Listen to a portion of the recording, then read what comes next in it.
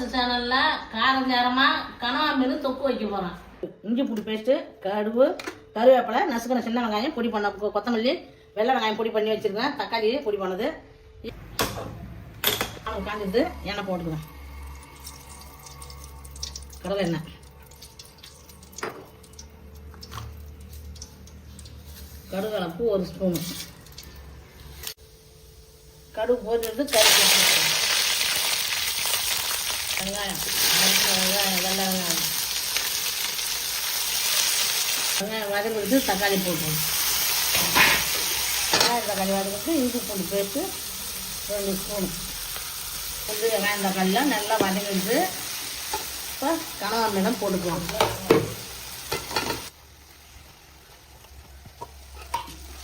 குழம்பு மிளகாத்தூள் 3 ஸ்பூனு, உப்பு. உப்பு ரெடி ஆகிடுது. இப்போ அப்படி எடுத்து சாப்பிட வேண்டியதுதான். கொத்தமல்லி தழைய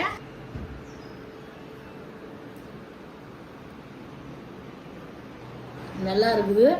இதேமாரியே நீங்கள் கனவா மீன் வாங்கி குழந்தைங்க நீங்கள் எல்லோரும் செஞ்சு சாப்பிடுங்க. எங்கள் சேனலில் எல்லோரும் சப்போர்ட் பண்ணுறீங்க.